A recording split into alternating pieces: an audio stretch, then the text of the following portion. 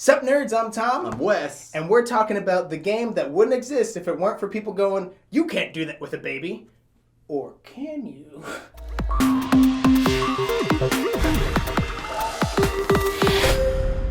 So Weird Things Humans Search For is another party game from Big Potato Games, where the interesting twist on this is every card is based on actual, Google autofill of things people are searching for on the internet. It's also the one where I'm going to let this slide because they're British. But they ended this sentence with a preposition.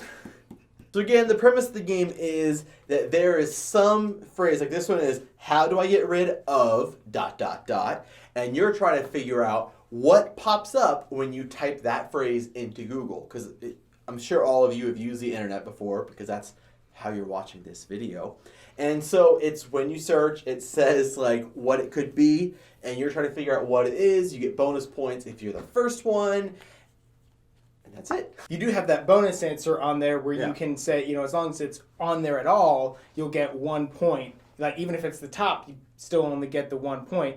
So that is probably one of the things that I like about this game the most, is that they actually, the scoring mechanism is pretty clever.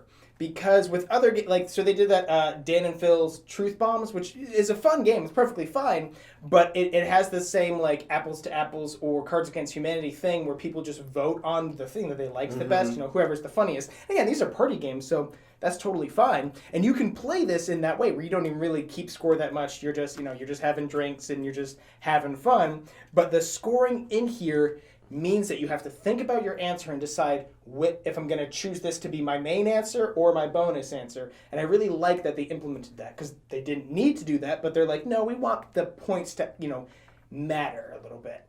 So personally, I like to play this game a little bit more relaxed than that even. How we played it at Gen Con with Massimo is he would read it off and we'd just go around the circle saying what we thought it was, kind of like chameleon style, where everyone just takes turns giving an answer. I feel like that, for me personally, I feel like that gives you a little bit more of a chance to laugh at every single person's answer individually. And I guess you could write it down first and then reveal that way. But I think that the whole point of it is that this game is a party game. And so whatever works best for your group, whatever you guys prefer, go for it. There's paper to write answers down, or if you just want to call them out. Or, a lot of the ways we play Big Potatoes games is just at the end of the day when the whole family's over just hanging out, we just pull out a stack of cards and just start going through them, just asking people and just laughing. And again, it's a great, just grab a drink, hang out, play a game. And what he's talking about there is we did an interview with Big Potato at Gen Con that you can see on the channel here, where we did a round of this game. And if you want to see a full round of this game, you can check that out. But we did it kind of informally, where we just said the answers. And that was actually a way that, the guy running the booth, Mass, he actually sometimes would have to do that just because there were people in line and you wanted it to go a little bit faster. So it's good that the game even has that malleability in there. Of you can play it for realsies, or you can play it super casually, or you can play it with drinks, which is always the best way to play any of the Big Potato games for real. Especially the Chameleon, because that one is one where you're trying to be the most serious. But yeah, you should definitely add drinks to, assuming you're over 21 or over 18 for other places, depending on where you live. So we don't do a lot of party games in this channel, and it's partly because there's so many out there that if we tried to review all the party games, this whole channel would just be never bored party gaming. However, Big Potato, I think, really does a great job of bringing something a little bit fresh to the party game arena. There's a lot of games that have a lot of similarities to this. I'm sure that if you play a lot of party games, you could list off a bunch that you could get at big box stores that have existed for a while that you could compare to this.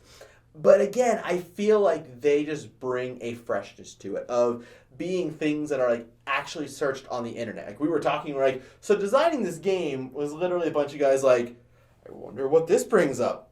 Yep, that's funny. Add that to the list. We don't always play party games, but when we do, we play Big Potato. We were specifically asked to not go and start Googling a bunch of things to skew these cards, because these cards are what actually popped up when they made this game. So, for example, for I like eating, I was gonna say you could just start typing I like eating poop, but that's the first one. The only negative that I do have about this is that, I mean, there are a lot of cards, so it's going to take a while for this to happen, but you could get to the point where you start seeing the same cards over and over again, so you start to know it. So there's a little bit of a diminishing return, but I feel like that's going to take a while. So even with that, you're still getting a lot of game in this. And the production quality is typical Big Potato. It's really solid. They, of course, give you pads of paper and pencils that ultimately they don't need to, but, you know, they went the extra mile. But this, feel that. Feel that. I don't know what that is. Oh. And if you want to know what this is, you're going to have to buy a copy of this game. There's also, they also do include a score tracker, which we're probably never going to use because, again, with this kind of game, I never keep track of my points. Like, do you ever? I might at some point. I don't know. I feel like it's just. Well, never say never, you know.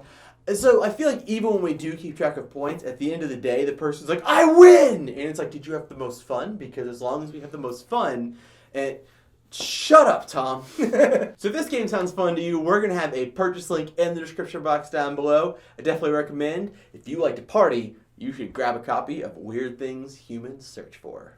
And while you're down there, you should definitely subscribe to our channel so you will never be bored. Ho! Sup, nerds? I'm Tom. I'm Wes. And we're taking a look at the game that's based off of my porn history. Nope.